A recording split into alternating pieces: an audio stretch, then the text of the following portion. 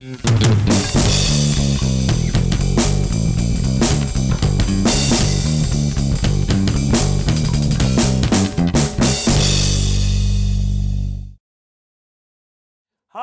and welcome to GENO'S Picks. I'm still here, and we're still with the SBR Forum. That's right, these guys love me, even though I went 2-3 twice in the past 2 weeks, bringing my grand total to 17-29. I know, that's 37% against the spread on the year, and that's disgusting. But you got tons of options at SBR Forum. Swingin' Johnson, my man, went 4-0 this week. John Ryan is always giving you great analysis on any pick if you just ask. So let's get to the picks. But first, you know what really grinds my gears?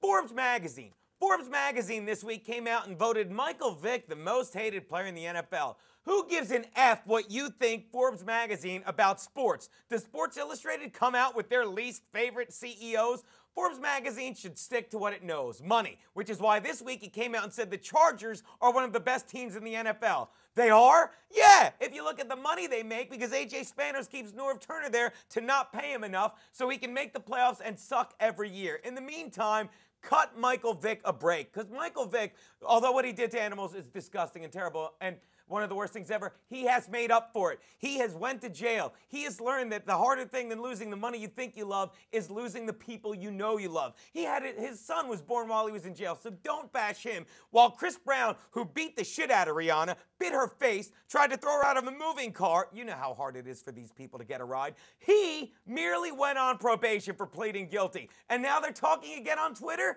Good. You two can get back together. You can get married. Your wedding song could be Hit Me Baby One More Time. I don't care. But Chris Brown is still a piece of garbage because he blew up on the GMA set 7 or 8 months later. Meanwhile, Michael Vick just sits there and tries to make better for what he did. Good luck this week, Michael Vick. Now let's get to the picks.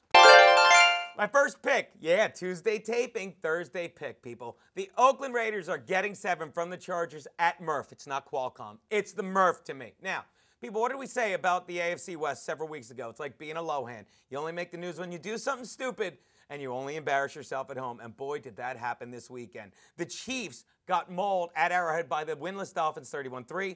Denver went into Oakland and beat the Raiders 42-28. And talk about making the news for doing something stupid. Rivers did it again. His first 3-pick game, 2 picks for pick sixes within 66 seconds. That's a lot of 6 to digest. Ugh.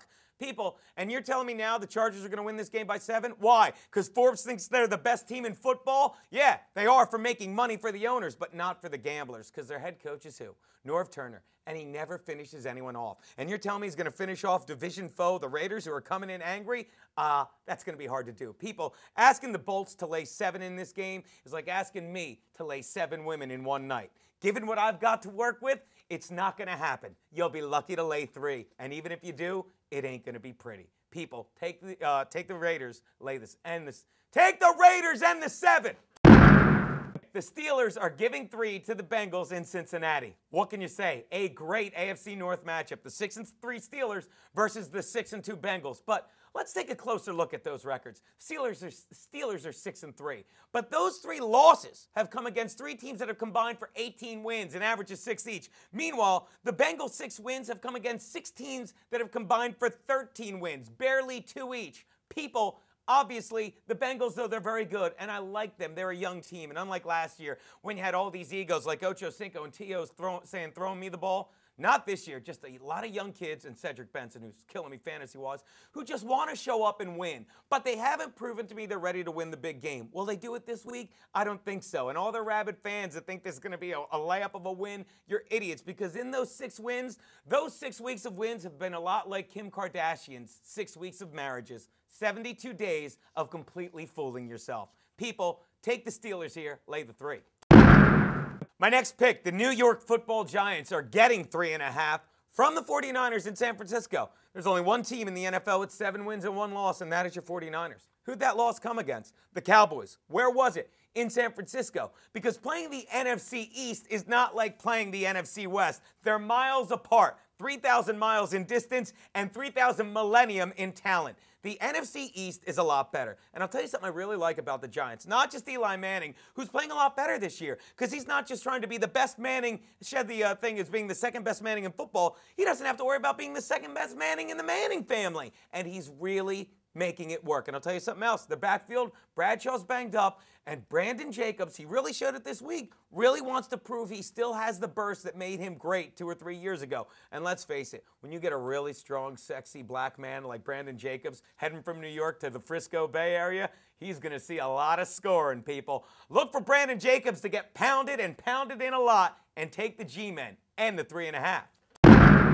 Which brings me to my lock of the week, or as I like to call it, look, another picture of John Locke. Let's hope this pick is right. The Washington Redskins are getting 4 from the Dolphins in Miami. Wow, Miami wins 1 game against the Chiefs, an AFC West team, and they're world beaters. Look, they're a good team, but they're not that good. And the Redskins, who opened up really strong, I think they've been humbled enough. And all the people I bash for being idiots are out of the picture. Grossman has been replaced by Beck.